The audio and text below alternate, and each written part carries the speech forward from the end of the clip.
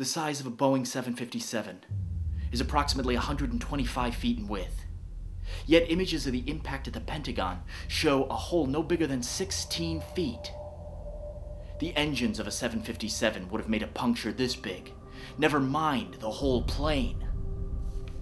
Now, images before the partial collapse of the impact zone show little real impact damage and a sparse debris field completely inconsistent with the crash of a large jetliner, especially when contrasted with other images of airplanes crashing into buildings.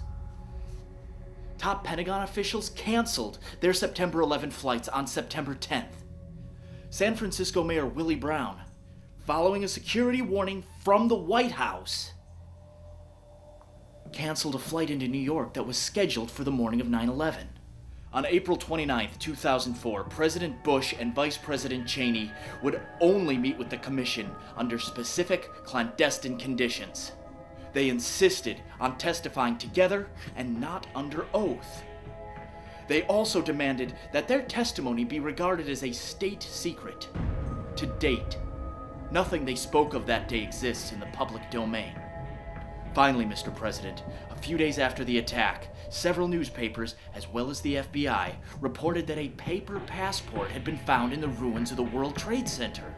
In August 2004, CNN reported that 9/11 hijacker Ziad Jarrah's visa had been found in the wreckage of Flight 93, which went down in Shanksville, Pennsylvania. At least a third of the World Trade Center's victims' bodies were vaporized, and many of the victims of the Pentagon incident were burned beyond recognition.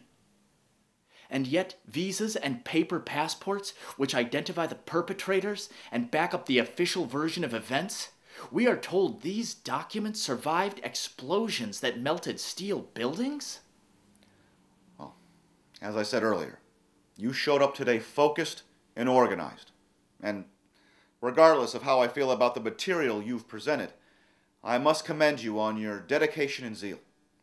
However, our time is up here. Mr. President, one more second. Mr. President, I implore you, use your executive power. Prove to us that you do in fact care. Create an open and thorough congressional inquiry into the events of 9/11 and its aftermath. The families deserve the truth.